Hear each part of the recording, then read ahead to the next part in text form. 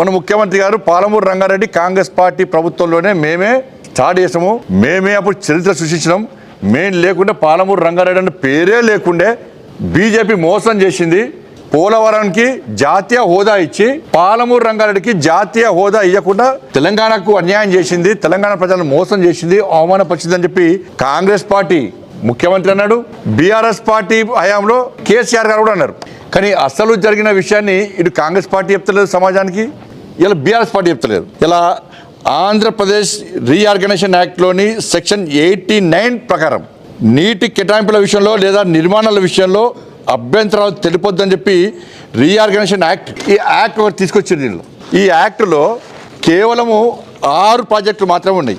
అంటే ఈ యాక్ట్ ప్రకారం ఈ 6 ప్రాజెక్టులు నిర్మాణం చేసుకోవచ్చు, దీనిలో ఎలాంటి అభ్యంతరాలు పెట్టొద్దు అని ఆంధ్రప్రదేశ్ రీఆర్గనైజేషన్ యాక్ట్లో క్లియర్గా ఉంది.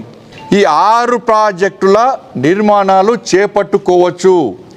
ఈ 6 ప్రాజెక్టుల నిర్మాణంలో ఇరు రాష్ట్రాల్లో ఎక్కడ అభ్యంతరాలు చెప్పుకోవద్దు అని కాంగ్రెస్ పార్టీ హయాంలో ఆంధ్రప్రదేశ్ రీఆర్గనైజేషన్ యాక్ట్లో ఉంది.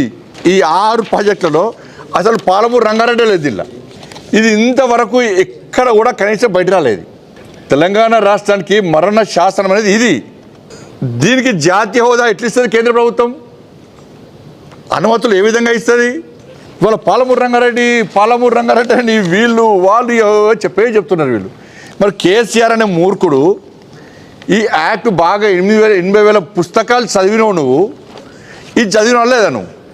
కాంగ్రెస్ పార్టీ చేసిన తప్పిదాన్ని కేసీఆర్ అనే ముఖ్యమంత్రి పదవి ఉన్నప్పుడు ఎందుకు బయట పెట్టలేకపోయాడు? ఇది తెలిసి కూడా నువ్వు మళ్ళీ పాలమూరు రంగారెడ్డి నేను స్టార్ట్ చేస్తాను పడుతుంది మళ్ళీ నువ్వు.